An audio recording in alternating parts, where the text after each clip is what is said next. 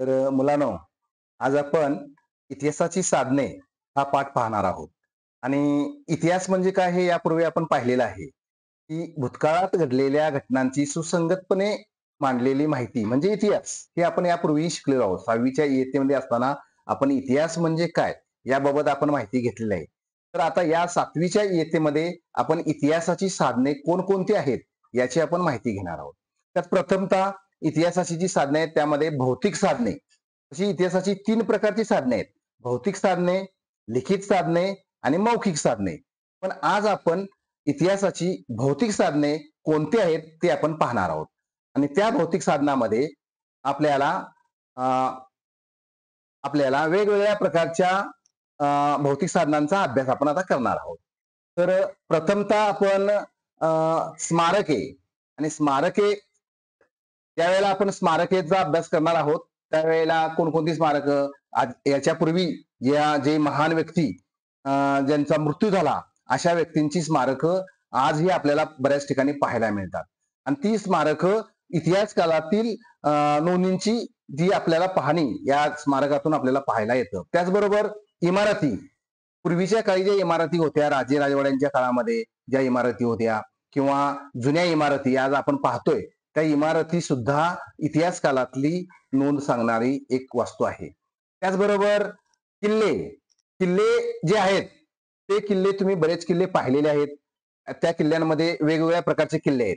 तर ते किल्ले म्हणजे वेगवेगळ्या प्रकारचे आहेत. जलदुर्ग आहे, वनदुर्ग आहे, गिरिदुर्ग आहे आणि त्याचबरोबर भुईकोट किल्ले. असे 4 प्रकारचे किल्ले आपण यापूर्वी पाहिलेले आहेत.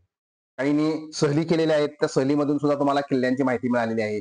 सहलीमध्ये काही किल्ले तुम्ही पाहिलेले नसतील, पण सिंधुदुर्ग त्याचबरोबर इकडं जंजिरा या प्रकारचे हे जलदुर्ग आहेत. आणि हे जलदुर्ग त्या काळी छत्रपती शिवाजी महाराजांच्या काळामध्ये जे बांधलेले किल्ले आहेत, हे सागरी किल्ले आजही इतिहासाची साक्ष देत आहेत. त्याचबरोबर अ, ताम्रपट, या भौतिक साधनामध्ये ताम्रपट हा एक मुद्दा आहे. इतिहास काळातील ताम्रपट. तर तांब्याच्या वस्तूवर त्या काळी जी नावं कोरली जायची, ती ताम्रपट या नावानं आजही आपण पाहतोय. तांब्याच्या वस्तूवर असणारे नावं, मग एखादी तांब्याची वस्तू असेल, तर त्या तांब्याच्या वस्तूवर नावं कोरली जायची, चित्र कोरली जायची. ती ताम्रपट नावानं आजही प्रचलित आहेत. त्याचबरोबर लेणी, जसं आता अजिंठा वेरूळ लेणी या ठिकाणी सुद्धा लेण्या आहेत. दगडामध्ये कोरलेल्या त्या लेण्या आहेत. आणि त्या लेण्या सुद्धा आज रोजी इतिहासाची साक्ष देत आहेत. आणि ही भौतिक साधनामध्येच ह्या इतिहासकालीन जी साधनं आहेत, त्या साधनामध्ये लेणी सुद्धा एक मुख्य भौतिक साधनामधलं इतिहासकालीन एक ठिकाण आहे.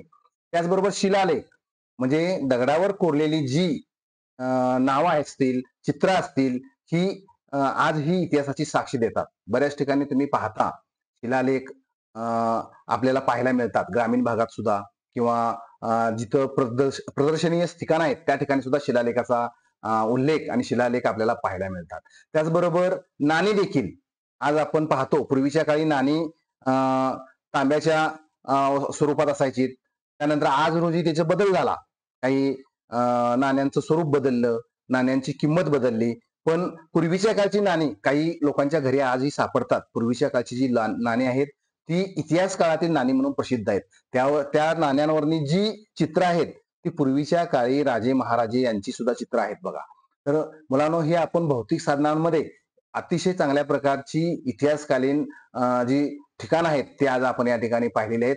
तर तुम्ही या भौतिक साधनांचा कोणकोणता ह्याच्यामध्ये समावेश होतोय याचा संपूर्ण माहिती तुम्ही आता घ्यायची आहे. त्याचबरोबर तुम्ही ती माहिती घेतलेली आहे, त्याबद्दल तुमच्या पुस्तकामध्ये पाहून त्याची उदाहरणं ती तुम्ही स्वाध्यायासाठी सोडवून आणायची आहेत.